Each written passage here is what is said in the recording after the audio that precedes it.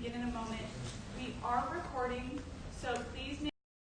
I know it's too much to ask that you turn off your cell phones, but at least put them on silent.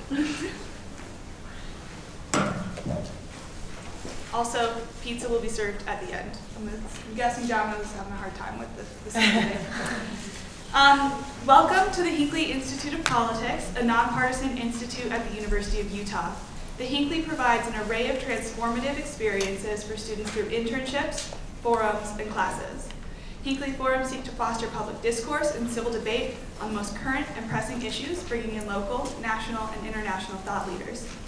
Today's forum is co-sponsored by Action Utah. Action Utah is a nonpartisan community advocacy organization empowering Utahns from both sides of the aisle to get civically engaged and impact the issues they care about most. Today we are excited to be hosting Overcoming Fake News, Media Literacy in the New Age of Politics.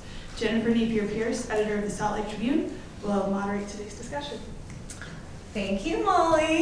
Welcome, everybody. It's great to have you here. My first Hinckley Forum of 2020. Very excited about it. Thank you to the Hinckley Institute as well as to Action Utah for the invitation to join this really important discussion, something that I'm really passionate about. I want to introduce our panelists because they're coming at this issue from all different angles. And that is what is going to make this panel so super dynamic. Shannon McGregor, assistant professor of communication here at the University of Utah. Her research focuses on political communication, social media, gender, and public opinion. Thank you for your time today. In the middle, perhaps ideologically, I don't know, Nicole Nixon. She's a reporter at KUER. She covers government and politics and hosts the political podcast 45 Days. Thank you, Nicole. And we have Michelle Quist, an opinion editor at the best publication, the Salt Lake Tribune. And she's also an appellate attorney in private practice. Michelle, it's great to have you here. So let's start with the basics. So Nicole, define what being a reporter is. How is a journalist different from what Michelle is? Wow, that's a good question to start. I like to think of myself as a journalist and my journalism colleagues as sort of a proxy for the public, especially in government reporting. We go to legislative meetings, city council meetings, because you all frankly cannot all the time. And it's very important for us to keep an eye on public officials that are spending your tax dollars, keeping an eye on what they're doing with that, decisions that they're making that could impact your day-to-day life, especially on the municipal and county level. So, talk about the code of ethics. Yeah, we all have, most journalism organizations have their own code of ethics. At KUER, we follow pretty closely the Society of Professional Journalists Code of Ethics, which basically is just to remember to, be nonpartisan, be objective in your reporting. Don't go spouting off what you think about issues you're covering. I've been thinking about this recently because we have this tax reform referendum going around. The legislature passed this tax reform bill that was pretty unpopular, and now people are organizing, trying to get it on the ballot to let citizens decide what should be done about it. I've done a couple stories about that, and I get asked a lot if I want to sign the referendum, and my answer is no, I actually can't sign that as a journalist, because what would that look like? It's signing my name to a political issue, and that makes me appear non-objective anymore. So things like that, not getting involved in political debates, political issues, not donating to political candidates or causes are all things that we as journalists do to keep that objective appearance that's really important to us, and I think really important to the public if they want to trust us. It's about credibility, people. I once had an intern show up with a political t-shirt on.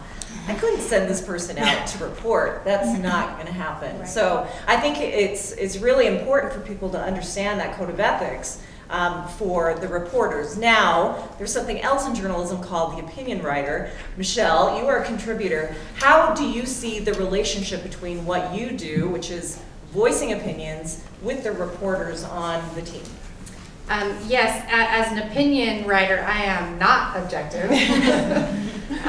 She speaks her mind. That's my role. My role is to state my position on an issue and hopefully persuade or learn from others, learn from my own writing, and as you write it out, you grow and you learn it, or you participate in a community dialogue of what the community feels and how the community wants and what their values and goals are.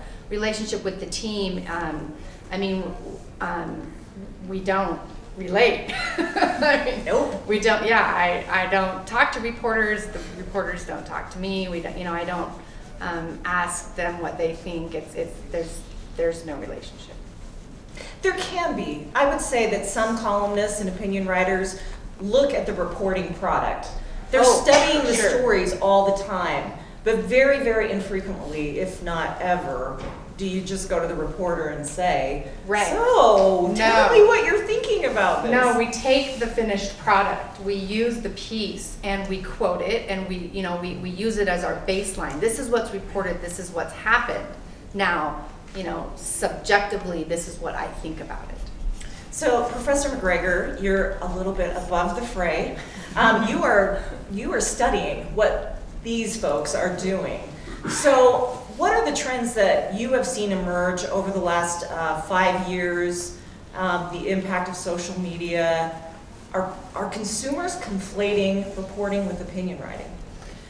Yeah, I think especially as a lot of folks get their news on social media and not necessarily just from following something like the Salt Lake Tribune, itself on Facebook or Twitter, but from friends or family who are, sharing the news article or sharing an opinion piece. It's harder to tell in that platform, is it a straight news article or is it an opinion piece, right? It's not like there's like a big label on the Facebook post, that says that. So I think that's one thing that complicates it. Another thing that complicates it is the extent to which journalists themselves and news organizations also use social media. Most news organizations have social media policies that for the most part do require their journalists to be on social media, and for the most part that's Twitter, especially in sort of the world of political reporting and political topics.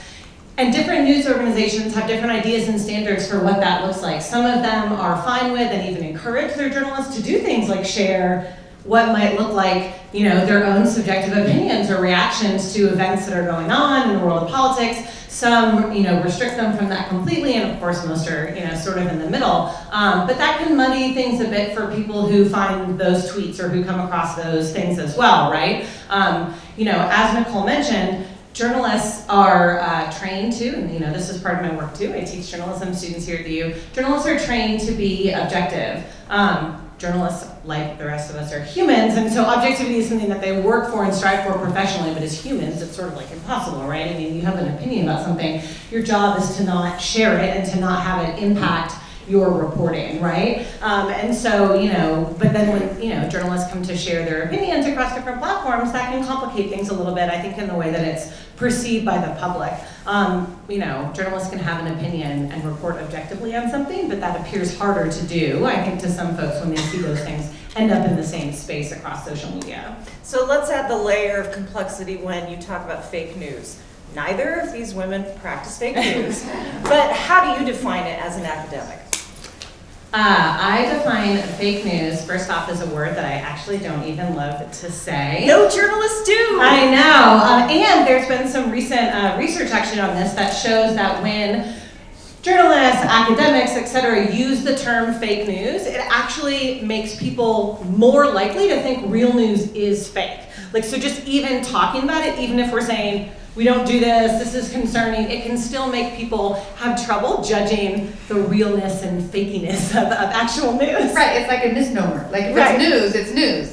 There's no such thing as fake news. It's either news and it's or become it's a not. partisan term, and so that sort of obviously complicates how people interpret it. But anyway, if I'm going to define it, I would say that this is news that is not news, right? It does not contain factual information. There's been some other work that has really defined it across a range, sort of from disinformation, which has the intent of making people think something false, to like misinformation or misleading information, which might contain real information that is true and verified, but is packaged in a way that is misleading. And sort of everything along the gamut in there, I think, would fall under the umbrella of what we might consider fake news.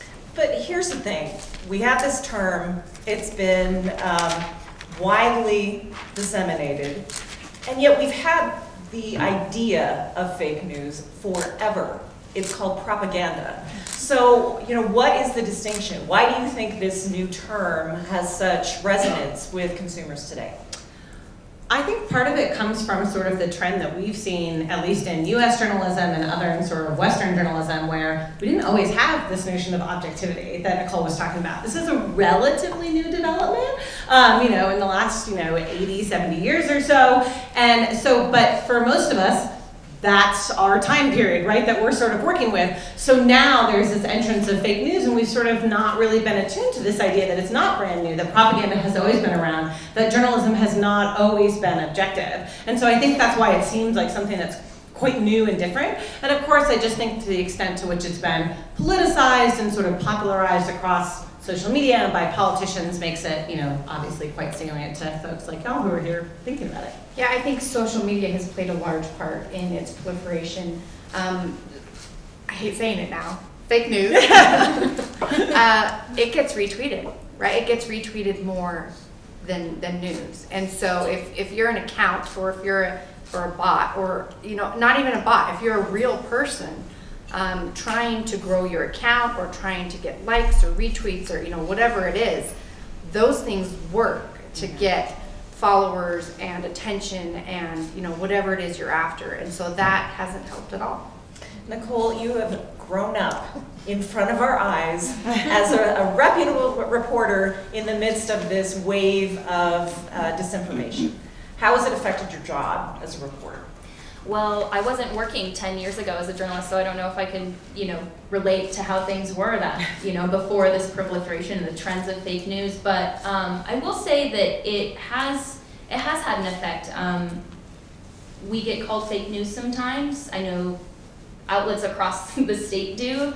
And there was I remember I wasn't there, but a coworker of mine was. I think it was last summer, there was a press gaggle in front of the courthouse. There was a big story going down, and somebody started honking and screaming and swearing out his window, fake news, you guys are all fake news, at this group of reporters, reputable reporters who I respect very much, that were trying to cover a court case just downtown. And I think that you wouldn't have seen that a few years ago. I think that the use of the term fake news by politicians who may not, the news is real, the facts are real in a lot of those stories. They just don't happen to like the way that they're portrayed in the stories, or they don't like the stories don't always make them look great, and so they point to fake news. That's a tactic that I think is becoming more common with politicians. It's very unfortunate because there is a trickle-down effect. It is happening a lot on the national level, but it is unfortunate that it is affecting, local journalism communities. Mm-hmm. Michelle, what does this mean for our democratic institutions? Does the fake news phenomenon have any impact on governance? Yeah, of course. I mean, there's this too easy to fall back on, ability of a politician to say, to dismiss arguments or ideas as fake news. There's that, but there's also this threat to real news, to truth out in which we call it not fake news. False stories. The word is not the name. Yeah, disinformation, misinformation, propaganda. So, Professor McGregor, it's interesting. I mean, I think a lot of people in the media like to blame social media for the proliferation of these fake stories. However, our livelihood depends on social media. That's the great irony. You can't really shut off social media and be a news organization in today's world. How do news organizations navigate that? I think they're really struggling with it, right? As like what some of my colleagues up here mentioned. It's a really hard thing to grapple with. You cannot disengage, and increasingly, especially news organizations, really rely on Facebook for referrals. There's a monetary relationship there. That very small. Yeah, but it's hard. You also can't just completely pull out of social media as a news organization and be like, never mind, we're not going to share any of our news on Facebook or Twitter, the end, right? And so, you know, it's a complicated thing to try and navigate. I do think, you know, one of the things that's hard is that as in the wake of 2016, one of the decisions that, you know, in misinformation, all that, one of the decisions Facebook made was, okay, well, we're gonna make the news feed more friends, right? And we're gonna take out a lot of the news and you're gonna see less news. And so a lot of news publishers went, you know, like we thought we just sort of figured some of this out. But it also means that then news organizations might have to work harder to try and get their news in front of you on the platforms that you're on. And so sometimes that means, you know, paying to promote stories so that you see them. Sometimes it means many more hours for lots of newsrooms that have folks like community engagement editors or social engagement editors to try and make sure that folks are able to get that news across the variety of platforms. You know, I'm a journalism professor and I research this stuff, and I 100% get a lot of my news from Twitter. Now, I follow a lot of journalists and I follow a lot of news organizations, and I do go to news organizations' websites and I listen to KUER every morning, but I sure get a lot of news there as well. I don't think that, you know, it does any good for us to finger wave at people who say like, well, you just can't go to social media, get your news, like that's lazy. I think that's a lazy criticism of the public, you know, that we should be working instead to make that, you know, the platforms work in a way that helps news and good information get out there, to work with publishers, you know, so that they are able to reach people where they are, which is oftentimes on these platforms, and to try and stand out from what is not news on those platforms. And I think that's the really tricky part. Let's do a little poll. So how many of you have found a news story today from a social media platform? Okay, I would say a good 85, 90%. Okay. Nicole, as a reporter, describe how you use social media platforms in your work. I use it, first of all, to share my own stories that I work really hard on. Have built up a following, I hope, of people interested in Utah news and Utah politics. I also use it to share stories that my coworkers do, both in my own newsroom and other journalists in town, their work that I like, that I think is thoroughly reported and showcases an important issue. I also use it to share national stories that could be of interest to people that I know are following me, and sometimes I use it just to have a little bit of fun when interesting things are happening in Utah politics. And I will say that I use it to sort of as a way to report things that I may not have time to do a full story on. There are a lot of little insidery things I come across that I hear about at the Utah Capitol. I think this isn't worth a story. Like, the thousands of people listening to the radio aren't very tuned into this issue. They may not care. I'm not going to put hours of work into it. I'll just send a tweet, and the hashtag UT poll people might think it's interesting and share it there. Mm-hmm. Michelle, you're prolific on social media, so you're not shunning this platform. Why have you embraced it? What good is it to you as a columnist? For the same reasons that that were just mentioned. I don't think real news can shun, because if real news shuns the platforms, then there's only disinformation left. I think it's important for readers to remember that, to be on the lookout, right? And what are we looking out for in disinformation? There's always something novel about it, and there's always something emotional about it, overly emotional, and overly like, oh my gosh, this is overly not novel, like this is so new, I've never heard this, like let's retweet it forever. We need to take some type of responsibility in making sure we don't push it. And then we also need to retweet real news, and to news. I'm not saying it's real news, I'm just saying news. So that the platform becomes, what's the word I'm looking for? Thank you. Saturated with news instead of disinformation. There's a lot of hand wringing right now, Professor McGregor, about how do we stop this? How do we combat fake news? Including legislation to crack down on social media platforms and make them pay for their sins. Like, what do you think would be an effective solution to prevent opportunistic people from taking advantage of a gullible public? So I think the government should regulate this. It's not as if the government doesn't regulate other media. This is there's a space for that. Our government does do that across multiple different platforms. So there's a regulatory system, there's a space for that. Of course, it would have to be adapted for social media platforms. This gets me, this is sort of an unpopular opinion of mine among other academics and people who study this, but I actually don't think Facebook and Twitter and Instagram should themselves be in the position of saying this is true and this is not true, and this is what we will allow on our platforms and this is what we will not allow on our platforms. Facebook in particular has become sort of the boogeyman for all of this, in the wake of 2016 and ramping up to our 2020 presidential election here. There's a lot of calls, especially from folks on the left, to say, well, Facebook should be taking down things that are demonstrably false. I don't think Facebook has the legitimacy or the capacity to decide what is true and what is false. And even if they did start to decide these things, they are not responsive to us as the public. They are a private for-profit company whose only legal responsibility is to continue to make profit. If government regulates these sorts of things, then they are responsive to us as the public. If we don't like the type of regulation or we don't like the way it's being enforced, we can express that, through the ballot. So what would that regulation look like? I think to one extent, it looks like deciding whether or not we care about if there's false information on these platforms. There are a host of legislation, existing regulations already about that in terms of commercial advertising, political advertising, and so I think that, we as the public and the government need to decide what that could look like for platforms and say, whether things are held to some level of truth and who adjudicates that. Within the government. So the standard different for advertising versus journalism. Yeah.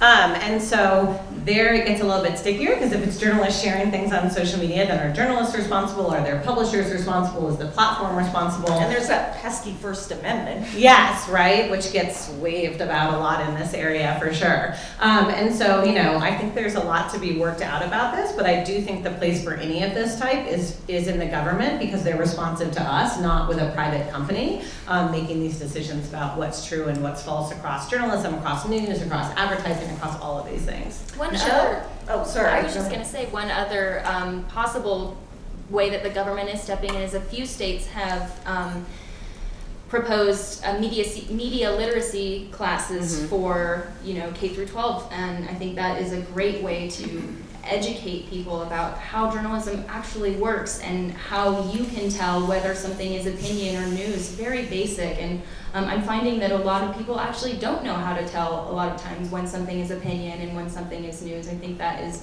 a pretty good place to start, in my opinion. We'll talk about media literacy in just a second, but I want your opinion, Michelle, on legislating fake news away. How would that work? Yeah, I'm uncomfortable with giving the government the power to decide what's true in our online forums, especially when it comes to politics or campaigns. That's a major conflict of interest, I would think. I think education is great. I don't know what to do. I don't know what our answer is about disinformation out there, but I don't think that the government is our solution. So the government should have no obligation. No, I think I don't like the idea of our government deciding what's true. I think there is an obligation to decide whether we want, how we want to regulate and whether we want what's true on there or not. But I don't think they're the arbiter of what is true, and that comes the problem. So if we give them the power to say we shouldn't have this false information on our social media platforms, who then decides what's false and what's true? It's a problem. I don't know what the answer is. Professor McGregor, are there any models elsewhere outside of the U.S. that are starting to regulate these different platforms, and how's it going? So this relates in some extent more to the privacy and the information that's collected, about all of us across these social media platforms. But in the EU, they have the GDPR, which is a massive piece of regulation. But in essence, if you visited any website recently, you might have noticed an uptick in these little notifications that are we collect some information about the people who visited. You continuing on this page or clicking accept means you accept this. Didn't California just do that? Yeah, I think so. Some kind of. And so this is a result of the GDPR, this massive legislation in the EU. But because it's so big, a lot of U.S. States and some may be likely to adopt something because tech companies and web hosting platforms are doing it anyway, right? And they can't have different versions of a website necessarily for the UK and the US, right? So you just oblige by the laws that exist.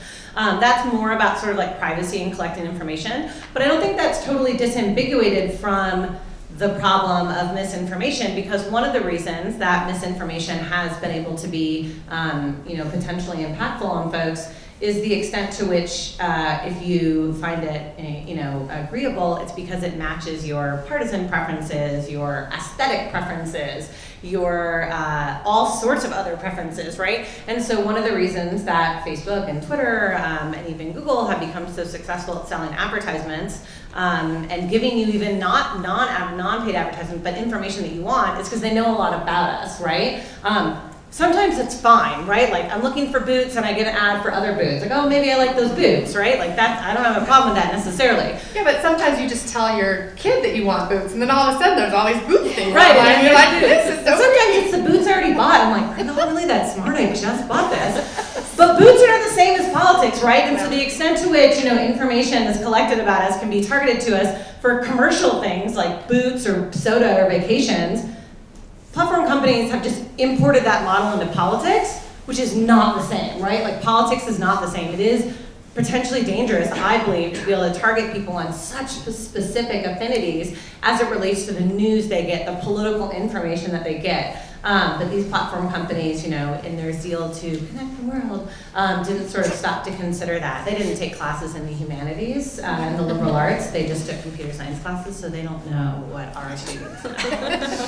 I'm not going to comment on that. Twitter has stopped the ability to pay for political ads. Is that correct? Yes. And so that's a way. And so their idea is that you shouldn't get to pay for it. You should have to have followers that are actually retweeting your content or your ad that's not an ad anymore.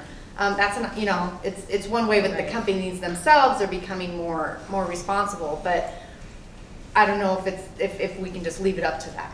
Yeah, I mean, certainly, obviously, as I said, I don't really think the platform companies should be in charge of this. And I actually don't think that the Twitter policy to ban ads is good for democracy. We know that this is going to disadvantage challengers and incumbents who don't have a following, who don't have a lot, of people paying attention to them, who want to enter, the political, information system. So they might want to pay for the ability to do that. I also think good luck to Twitter trying to decide what's political and what's not, because their track record, as well the other platform companies, has not been a good one. So it'll be very interesting to see how they, again, adjudicating what's political and what's not from a point that I would argue is a lot of privilege. Saying anything is not political is a pretty privileged thing to be able to say.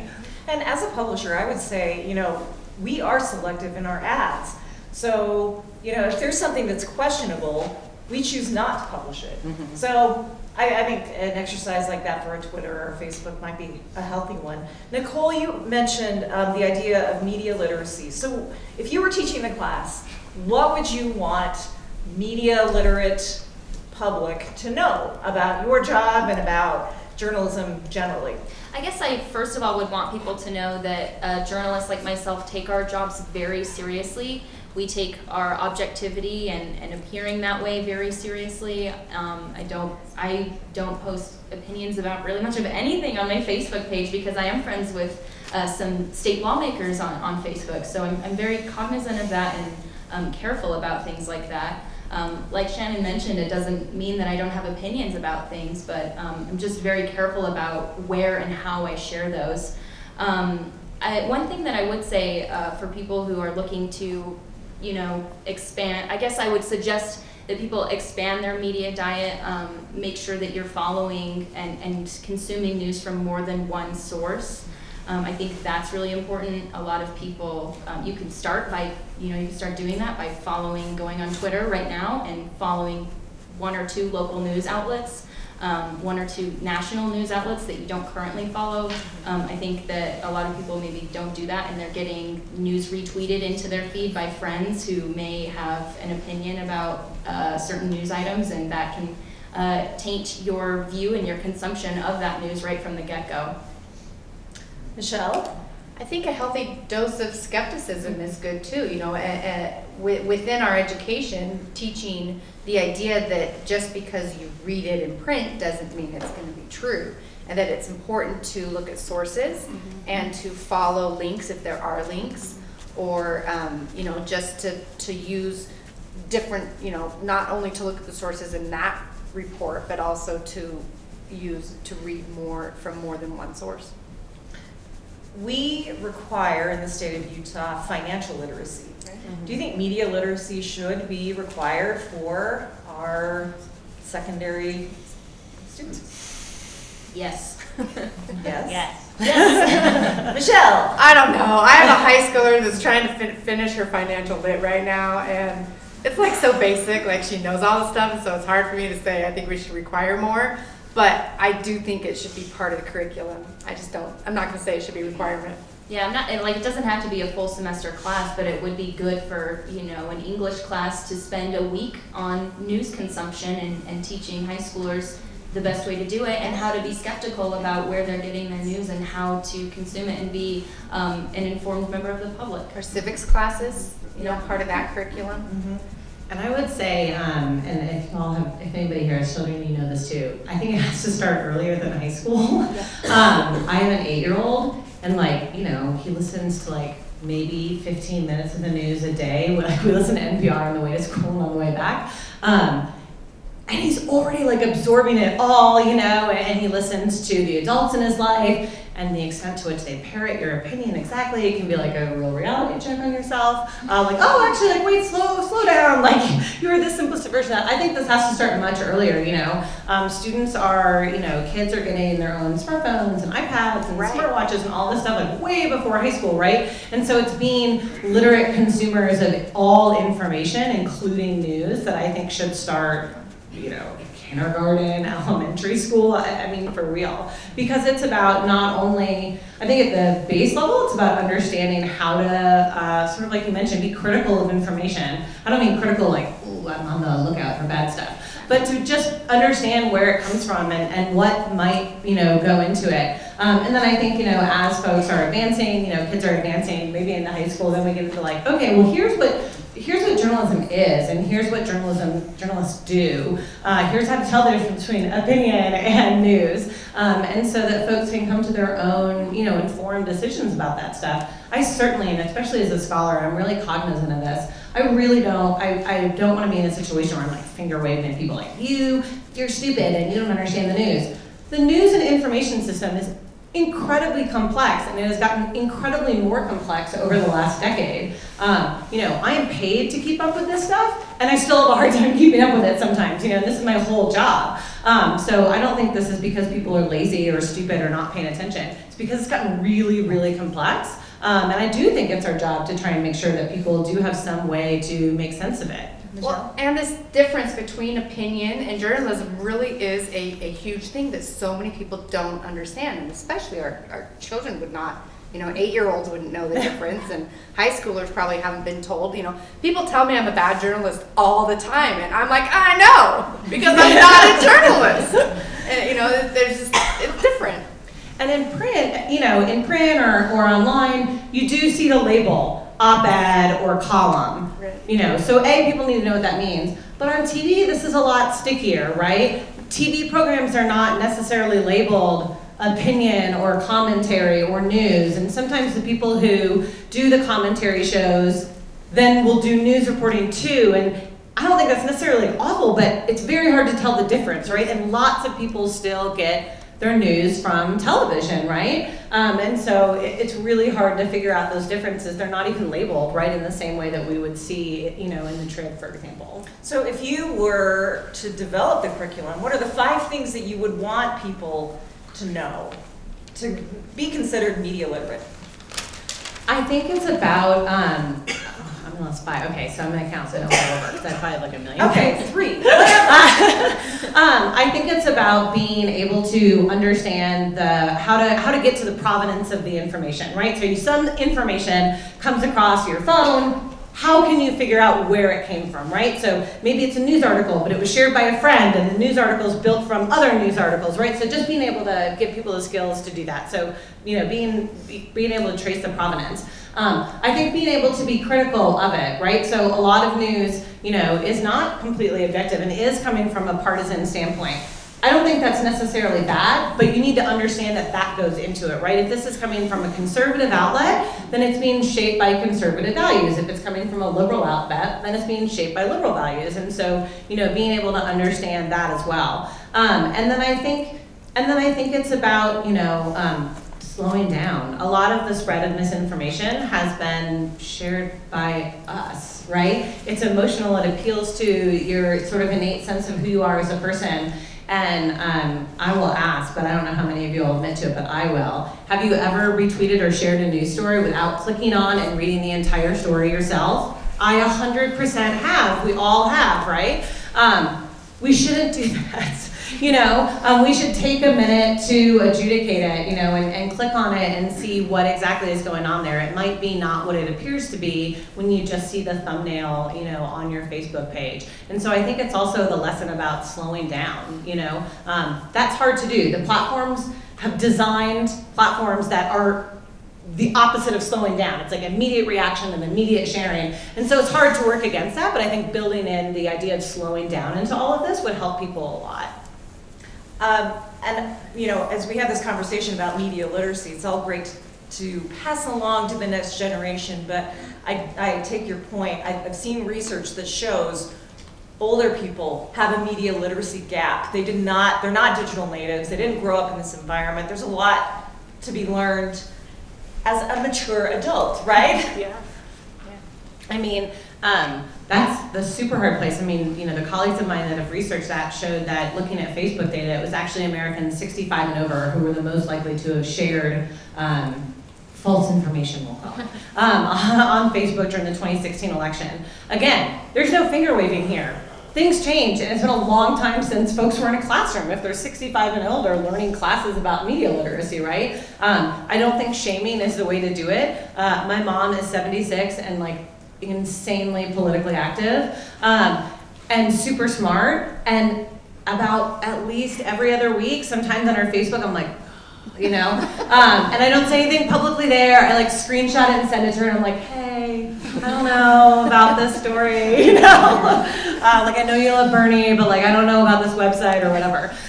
So I think there's a way to do it, These social platforms bring us in connection with people that we have a personal connection to, and all the research shows that that's who can convince you that something that you shared is fake. It's not going to be scholars, it's not going to be journalists, doesn't mean we shouldn't try, but it's actually your friends and your family, if they're the people to be like, hey, I love you, but this isn't right. It's a lot easier to come across that to the anonymous audience than have a conversation with your mom. Yeah, exactly. Isn't it? And so, but that's why we have to call out your mom on it, right? Or call out your friend, right? Because it's those personal connections that can help people overcome that, not the public shaming of I see this on Twitter a lot, right? Somebody will retweet something or they'll screenshot it and be like, look how stupid and bad this is, right? And then the person who did the stupid or bad thing is mad now, right? And our defense mechanisms are up. And so I don't think that's obviously part of a healthy civic engagement or conversation. So you're all savvy consumers. How have you been able to cut through the clutter? How, other than slowing down? How do you assess whether a story is worth sharing, it's from a reputable source? Nicole, do you want to start? Well, first of all, it helps to read a story before you click on it, like you mentioned. Please, never do that in 2020. Let's all please commit to click on a story and read at least 3 or 4 or 5 paragraphs before we hit the retweet button, please. What else can we do? I think that one thing we as journalists could do better is to inform the public about how we do our job, and I hope and try to sort of give a behind-the-scenes look on how I do my work to my online audience, maybe through Twitter, and I think that would help. What do you mean by that? The sources you chose to talk to, the process of getting documents, what do you tell all of that. I think we can be a little more transparent, and I know some journalists are reluctant to be totally open about how they do their job because they want to stay competitive. But I don't think there is any harm in explaining why we chose certain sources for a story. I think Twitter is a place for this dialogue. I've seen, people questioning and journalists explaining why they reported a story and wrote a story the way that they did. It could be as simple as deadlines. I'll tell you that my stories that air on the afternoon have to be done by about 3:30, and that helps. Hopefully you all know that I'm under intense pressure in the early afternoon to get that done. We'll get you out of here very soon. Thank you. But yeah, I think that I just think that maybe opening up that window and letting the public see a little bit how we do our job and why we make the decisions we do could just help a lot. I just want to jump in quickly and say, like, towards that end, you're getting tired. There's been some research about that. But there's been some research about that, and the research does suggest that adding some disclosures to a story about how it's been reported does make people more likely to trust the journalist, to have credibility in the news organization. I think we're still working on trying to find where's the tipping point there, because most people don't have a journalism degree. That's okay. But if you provide too much information and you don't know the process of journalism, then it's like, well, here's just more things for me to be skeptical about or to not quite understand all the way. So I think we're still working on, what's the perfect amount of information. But so far, research suggests that is actually something that can help build trust with news organizations and trust with journalists to do the type of transparency disclosures that you're talking about. I remember back in J school, there was a big debate over whether or not the reporter should insert him or herself into the story and use the first person. Is that a turnoff for you guys? Yeah. Like, it is, okay. That seemed to be where the consensus was as well, but I do see some effective journalism out there where the reporter is sort of the guide and taking you through. I don't think it works for every story, but No, something to think about. we actually do that a lot in radio because you're telling a story. You only have this one way. You're literally telling the story. And I think sometimes it does help through that medium to kind of say, I was here at this time, this is what I was seeing, this is what I was hearing, and come along with me and I'll tell you this story and how I experienced in that moment. Shelley, you look like you were gonna jump in there.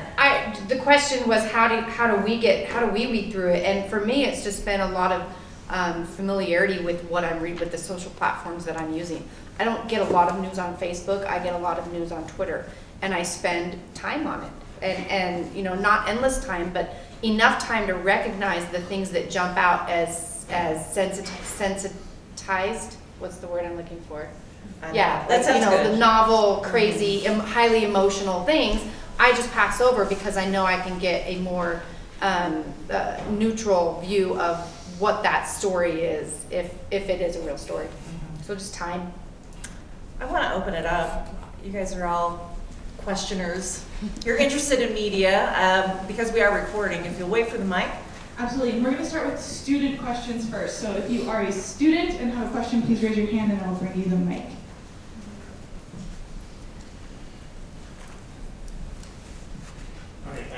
Okay, thank you so much. My name is Kristen, and I'm a student at the U here. I'm an engineer. So I have a question. My question is, you suggested to look at the source, but you find there are almost like 3 platforms where for the media that you really trust, but you can find the same story, but it's reported differently. For example, the same story, but you got the CNN, it's reported differently. You got the Fox differently. You got this one differently, and you get confused. But how can you tell, oh, this is the real story? I want to say, like, what you just said to do is like exactly what you should do, right? Like, if you see a story, it is read it or watch it on CNN, read it or watch it on Fox News, read it or watch it on the New York Times. See if there's a local version of it. And then how do you decide? I mean, I think that's our job as news consumers, right? You may see a pattern of facts that are, common across all the stories. That's a good sign that, like, okay, these facts are clearly, verified. They're in all the stories. The interpretation of them or the way that they're framed or positioned in the story might be different. But the facts themselves, the pieces of information, that you see across the different stories, you can know, okay, I can definitely trust that. And then I think it's up to us to decide, how do we interpret that information? So I see this story across these 4 different websites. If you read it across all 4 of them, then your decision about what is that story and what is its impact is your decision. And that's another aspect of media literacy that we didn't really discuss earlier. But another way to be media literate is to not just get your news from one source, right? And to get it from multiple sources. I, for example, maybe I'll see something on Twitter. It looks like it's framed in a really partisan way, but I'm like, but it also sounds like a good story. So I'll Google it, or for me, I read the New York Times a lot, so I'll go to the New York Times website and see if there's something there. So going out and searching for it and reading it in a couple different places. So doing exactly what you're doing is how you are able to come to the decision about what can you trust. Who are the sources that are in those stories? Who are the people they're talking to? What is the data that they're referencing? Are they talking about, a release from the government that said this, and what's the data to support that? And if you see those things in all the stories, then you know that those are the things you can rely on. And then, I do think it's all of our own responsibility to come up with what it is that we are trusting. We're not all going to exactly trust the same thing. That's okay. But we do need to have some overlap in what we trust, and that's what I'm worried about, is that we're getting to a place where we don't. And maybe just give it a few days, to stories flesh out and more facts come out, and some of the things, that were reported initially are shown later that they weren't, they were confused. One source was confused. So take the few elements that are the same across the sources and give it a few days. Another question. Oh, back here and then up front. Hi, my name is Zach. I'm also a student here at the University of Utah. So Dr. McGregor, something that you said that really resonated with me and that Nicole echoed as well was this idea of slowing down, not just reading that headline and sharing it immediately, and kind of introducing a bit of friction to the way that we consume news ourselves. But I'm also wondering if there's something that could be done in terms of adding that sort of friction into the platform where those things are being shared in the first place, and what that might look like. So what I'm thinking of here is there's a community page for this organization called the Institute for Humane Technology that takes a look at a lot of these issues, that was created by a former ethicist that worked at Google and eventually left it.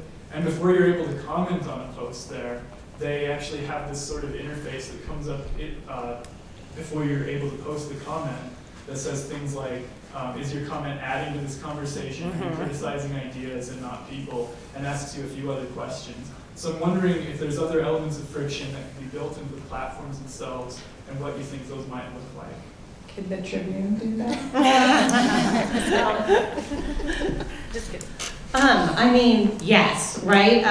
Even I could imagine something popping up that's like, are you sure you want to share this? Something just like that, and then you're like, oh, do I? Something like that, absolutely. Do I think Facebook or Twitter or Reddit are going to do anything like that? No. Not unless there is an intense amount of public pressure, or if there's regulation that might be some way that they could address it. Their bottom line is about us spending more time on the platforms and engaging with the things that are on the platform. So any barrier that they would put up for engagement is something that's going to hurt their bottom line, as well as the bottom line of their advertisers, which are how they make money. I don't know, that's a really cynical answer. Psychological research would suggest that absolutely would work. Do I think they'll do it? No. Do I think they should? Yeah, right? I think that would work great. Especially if one of the questions is, have you read this article before you put it on? Yeah, exactly.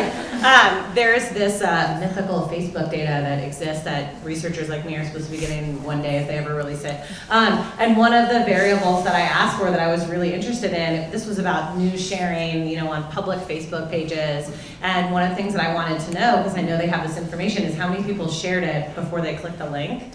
And if I ever get this data, I will have that information, because that's something I'm really interested in too, as a person who's definitely guilty of it as well. Because I do think exactly something like that would help, stem some of that problem for sure.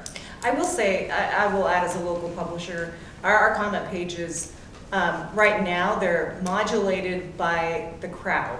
So there's sort of this crowd component, whether or not this comment was helpful, whether or not it, added to the conversation. Is this person a troll? Hopefully, is it empowering the commenters to do it? Still trolls. I'm just trying to say, still Is the opinion article author a troll? Yes. Other questions? Yes, right here in the front. Wait for the mic, please. Hi, my name is Jacob Rueda. I am actually a journalism student here at the University of Utah, and my question is for the KUER journalist. You say that you don't sign petitions or any of those things, but then how do you enact your civic duty or participate in civic activities if you're not participating in them because for the sake of objectivity? That's a great question, and I see it as kind of a balance. I see journalism as my civic duty, and for me, I'm okay not signing my name on petitions, and instead, giving up that one signature on an issue that I might care about in order to inform the greater public about all the things that are included in that issue and what it would mean for you. I do vote. I think that's very important. There's some debate in the journalism community about voting, especially about voting in primaries where you may have to register with a political party. Personally, I wouldn't do that. I wouldn't register with a party to vote in a primary, but it's very important to me to still, vote in a general election. I've heard colleagues of mine say I'm a citizen first and then I'm a journalist. I think we all have our own we all have our own priority list and deal with it our own ways, but I think that's a great question. Other community servants have similar restrictions on them so that they don't show bias or conflicts of interest. Judges, they can't put signs in their yard or sign petitions. They vote, it's anonymous, but they can't show any other partisan things like that. I think her civic duty is being a journalist. And this question comes up a lot when there are issues that people in my newsroom care about, they're passionate about, and they want to take to the street, and they cannot demonstrate. That is a complete breach of our ethical duties. So I think, when you have to sort it out, if you want to be a journalist, these are some of the issues that you're going to have to confront very, very seriously. I've had to discipline people who sort of stepped outside the bounds. And again, I do think that our job is the civic activity. It's not necessarily a showy one. Nobody's going to see my name on a candidate contribution. I can't donate to candidates. Columnists can, but as somebody on the news side, that's just not. If they had money. I'll also just say that sometimes there are conflicts of interest, and we try to be very transparent about that. And say I have a family member who works for a political candidate or something like that. That's not the case, but if I did, then I would recuse myself from reporting on that person and have somebody else do that story. Yeah, it's a good question. Okay. Other questions, Molly? Thank you very much for this forum. My name is Logan. I'm just a student here at the University of Utah, and I agree a lot with the statements of kind of slowing down, actually taking time to read the article. But really my question to add on to that is, we're all really busy people. We're on the go. We're constantly moving. How do we be intelligent media consumers on kind of like a time crunch, because we don't have time to research a particular issue in depth. Yeah, you don't have time to read the same story from 4 different outlets. Yeah, it's hard. I would say that, start by curating a balanced media diet. Start by following several new news outlets on Twitter so that you are getting several of those stories in your Twitter feed every day. The same story maybe from different outlets, and you may not have time to read all of them, of course, but if you read a story from a different outlet each day, you'll start to notice things about how stories are reported in each outlet, and I think that over time you'll become a more informed media consumer. Don't retweet. Don't share stuff that you haven't yet read. Yeah. That's also really important. If you don't have the time to make sure you know what the article says, don't retweet it yet. Don't retweet based on the headline. Yeah, and I would say, I don't know, I engage in a lot of, I guess, what might be like shortcuts about things, right? There's only so many issues that I can read or listen or watch super in depth on, and for me, they're the ones that are important to me. And everything else, headlines are maybe enough, or the first couple paragraphs of the story are enough, right? We can't all be responsible for an essay on every single issue, you know, at stake in society. So I listen to things like NPR's Up First podcast. It's like 10 minutes in the morning, and it's sort of like the major headlines of the day and a little bit about them. And so for me, that's like, okay, I have the overview, and then if I want to know more about something, then I'm gonna go out and look for more about it. But I think Michelle's right, exactly. I think it's easy to think like, well, I have to share this, because we're all a bit like narcissistic, and like, that's how we work. Like, it's very important that I share this information. Like, it's probably not, right? Until I actually go away and read the story. Other people have shared it. That's how I came across it, you know, in the first place, probably. So I think that there is a difference between consuming and sharing, right? That's, I think, can get blurry sometimes, for sure, in social media, but that's a boundary to sort of think about along those same lines, too. We've only got a couple minutes left, so I'll ask you all finally, the election of 2020, it's upon us. And there's been a lot of navel-gazing about the election of 2016 and the role of the media and social media and fake news and Russian bots and blah, blah, blah. So for the voters out here, what is one piece of advice that you would give them as we start to enter this flurry of information overload? Michelle? I would think it's just a summary of what we've been saying. Take the time, be skeptical of what you read, and use different sources. I would also say something we haven't talked about is like deep fakes and these videos you see on social media that are being altered through artificial intelligence. Not just be skeptical of everything you read, but it's sad that I have to say this, be skeptical of things that you see online now. You can't trust every video or photo or audio clip. They're able to alter people's voices now too. If you see something like that, then do a quick Google search, and hopefully, you know, you'll be able to learn a little bit more about that and whether or not it's true or not. Yeah, I mean, I would echo all of that, and then I would just say, you know, to try and slow down, I think, is the biggest part of it. You know, listen, my job is to study politics, and like, I love it. And I can get super caught up in it, right? I'm like, oh my gosh, this is happening right now.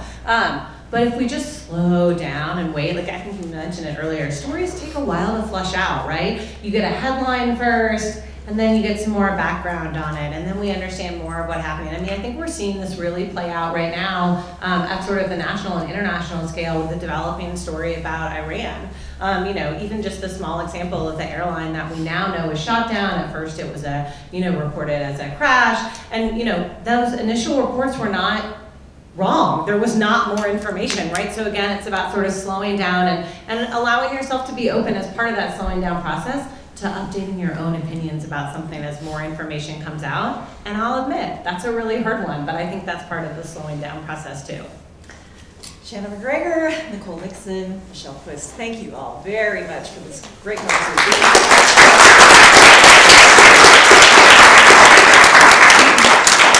I guess there's pizza.